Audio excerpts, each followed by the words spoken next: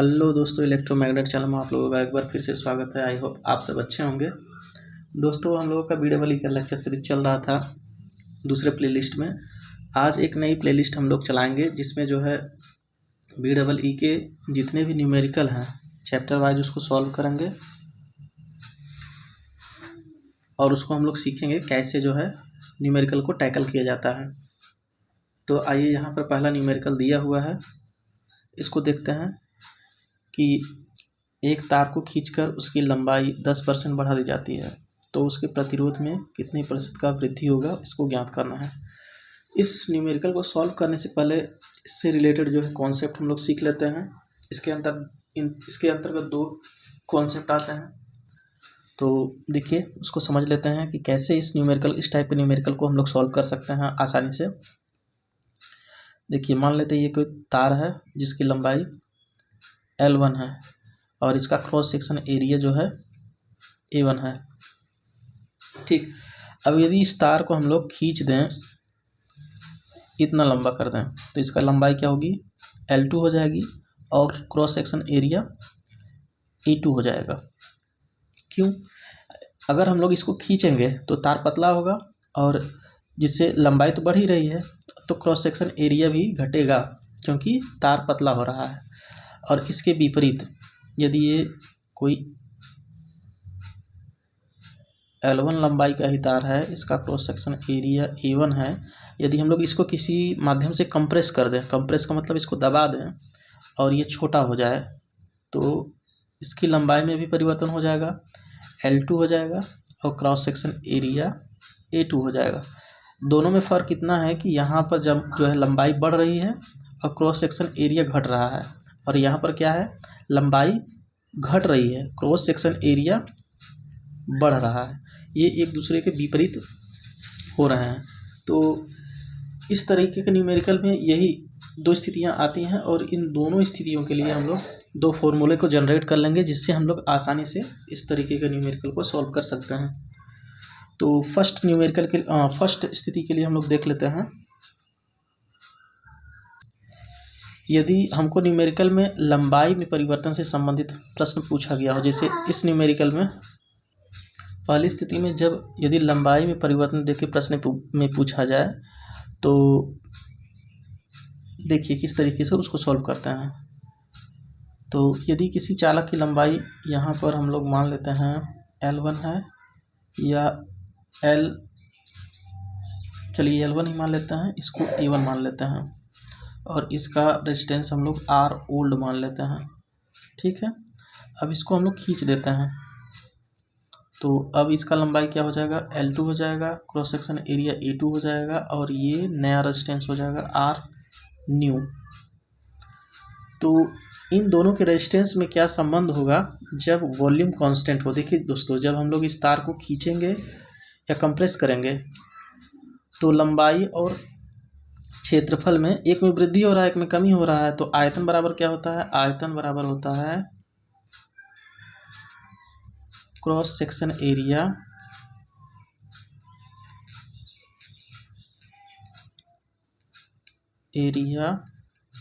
गुणे लंबाई होता है। देखिए क्रॉस सेक्शन एरिया क्या हो रहा है, खींचने पर घट रहा है, ये घट रहा है और ये बढ़ रहा है, तो जब इन दोनों का गुणा होगा तो ये आयतन हमेशा कांस्टेंट रहेगा, अर्थात आयतन में कोई परिवर्तन नहीं होगा। तो जब ऐसी स्थिति आएगी जहाँ पर लंबाई खींच रही हो और लंबाई बढ़ रही हो और ये क्रॉस सेक्शन एरिया घट रहा हो और प्रश्न में केवल लंबाई की चर्चा की गई हो कि लंबाई में 10% वृद्धि की जा रही है, 10% की कमी की जा रही है, तो ऐसी स्थिति में हम लोग फर्स्ट फॉर्मूला यूज करेंगे कि R न्यू, जो खींचने के बाद R न्यू आएगा इसका, वो क्या होता है, N square of R old होता है। अब यहाँ पर ये N क्या है, N को निकालने के लिए हम लोग क्या करेंगे, N क्या है, N बराबर होता है फाइनल लेंथ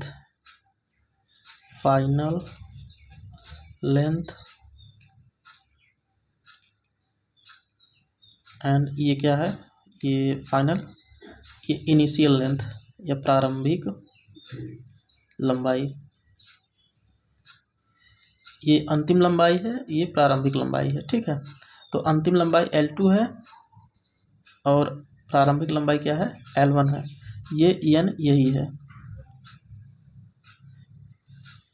ठीक, और दूसरी स्थिति क्या आती है कि किसी प्रश्न में क्या बोल दिया जाए कि एक तार को खींचकर उसकी क्रॉस सेक्शन एरिया में जो है 10% की कमी कर दी गई है।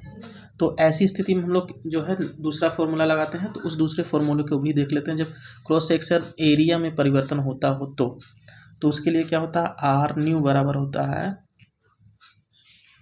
1/n²। यहाँ 1/n² हो जाएगा बटा इंटू आर ओल्ड हो जाएगा। और फिर से n क्या है, n होगा अंतिम क्षेत्रफल बटा प्रारंभिक क्षेत्रफल। ठीक, तो ये दोनों फॉर्मूले को यूज करके हम लोग इस तरीके के क्वेश्चन को हम लोग सॉल्व करेंगे। तो आइए इस क्वेश्चन को हम लोग सॉल्व करके देखते हैं कि इसका जो है आंसर क्या होगा।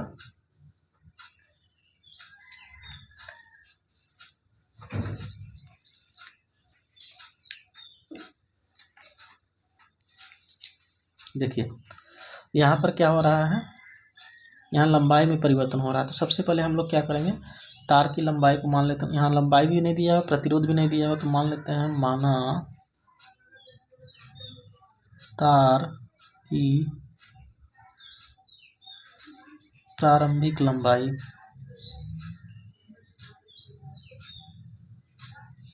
L है, L1 मान लेते हैं। चलिए, तो तार को खींचने के बाद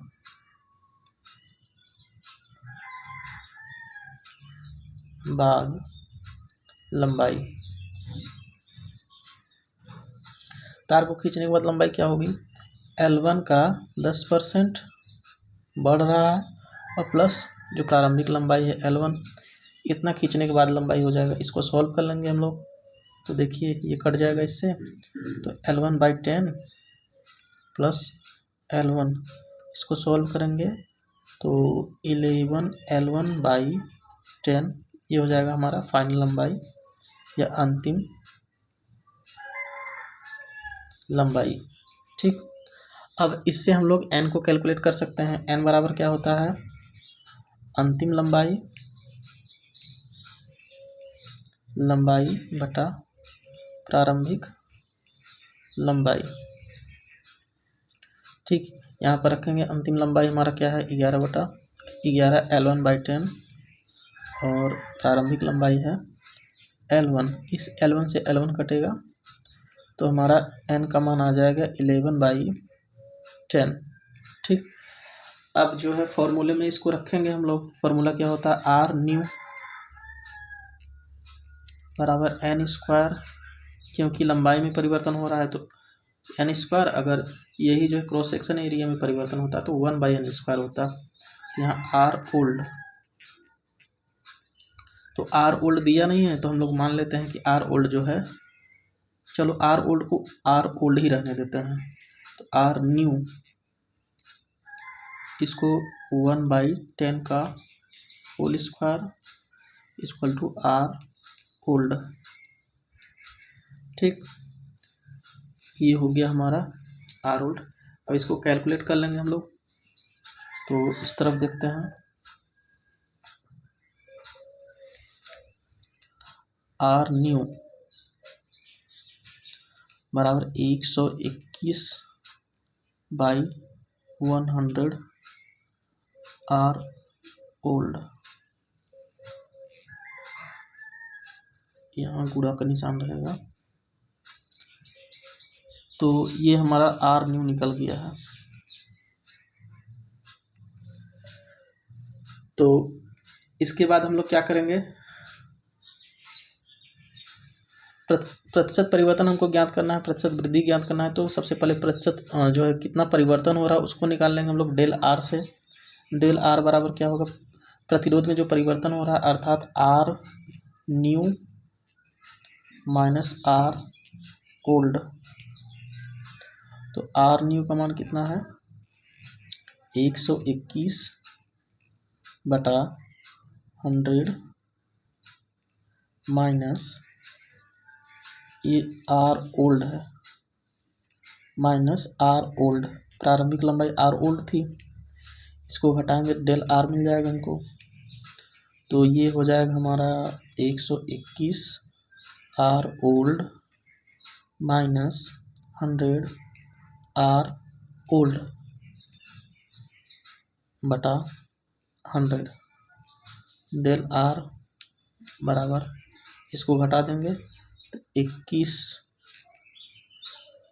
आर ओल्ड बाई 100, ये हमारा डेल आर निकल गया।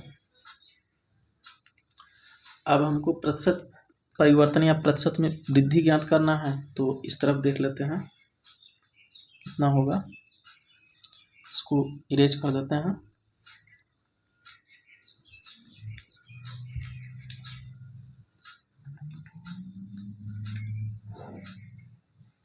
देखिए प्रतिशत वृद्धि बराबर होता है डेल आर अपान प्रारंभिक प्रतिरोध, तो डेल आर हमारा क्या है 21 आर ओल्ड बटा 100, यहाँ 100 का गुणा हो जाएगा क्योंकि प्रतिशत में निकालना है हम लोग, आर ओल्ड अपन 100, प्रारंभिक प्रतिरोध हमारा क्या था, ये हमारा था आर ओल्ड ही था प्रारंभिक प्रतिरोध गुणे 100। अब इसको सॉल्व करेंगे, ये इससे कट जाएगा,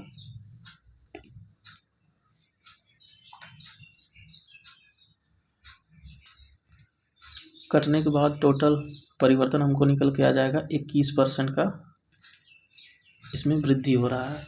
तो इस तरीके से हम लोग इस प्रकार के न्यूमेरिकल को सॉल्व करते हैं। देखिए दोस्तों, ये हमारा दूसरा न्यूमेरिकल, एक ही पदार्थ के बने समान द्रव्यमान के दो तार ए व बी हैं, ए का व्यास तार बी के व्यास का आधा है। देखिए ए का व्यास तार बी के व्यास का आधा है, यदि हम ए का व्यास मान लेते हैं, ए बी का व्यास मान लेते हैं, बी का व्यास डी है, तो ए का व्यास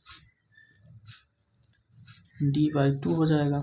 ये प्रश्न में बोला गया, देखिए ए का व्यास तार बी के व्यास का आधा है, यदि तार ए का प्रतिरोध 24 ओम है, यानी आर ए का मान कितना है, आर ए इक्वल टू 24 ओम, इतना हमारा दिया हुआ है। तो तार बी का प्रतिरोध हमको निकालना है, आर बी हमको कैलकुलेट करना है। तो इसके लिए हम लोग सबसे पहले क्या करेंगे, ये तार ए और तार बी का जो क्रॉस सेक्शन एरिया है उसको हम लोग, उसमें क्या रिलेशन है उसको निकालेंगे। तो सबसे पहले हम लोग तार ए का क्रॉस सेक्शन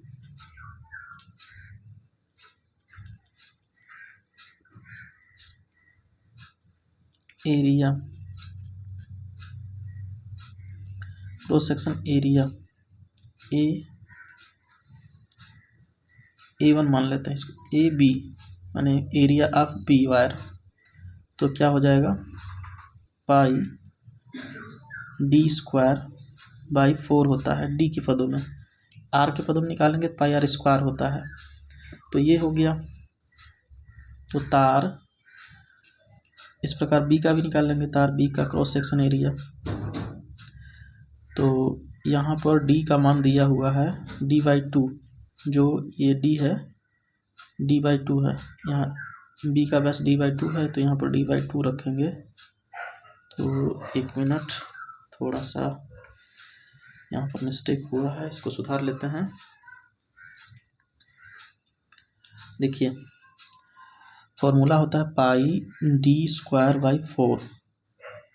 तो यहाँ पर हमको पाई तो पाई रहेगा, डी का मान दिया है d/2 का होल स्क्वायर हो जाएगा /4। ठीक, ये हो गया हमारा तार ए का क्रॉस सेक्शन एरिया। और तार बी का क्रॉस सेक्शन एरिया क्या होगा, ये ए का है, ए लिखेंगे, और बी का हो जाएगा बी, एरिया ऑफ बी, ये हो जाएगा फिर से पाई d²/4। तो यहाँ पाई, डी का मान दिया है, डी ही है इसका, बी का देखिए यहाँ डी का मान, डायमीटर क्या है इसका, डी स्मॉल डी है, d²/4, ये निकल गया। अब इनके क्रॉस सेक्शन एरिया में क्या रिलेशन है, सबसे पहले इसको निकालेंगे। तो रिलेशन निकालने क्या करेंगे हम लोग, इन दोनों जो समीकरण हमको मिले हैं डिवाइड कर देंगे। देखिए इसको समीकरण 1 मान लेते हैं, इसको समीकरण 2 मान लेते हैं, इसको डिवाइड कर देंगे।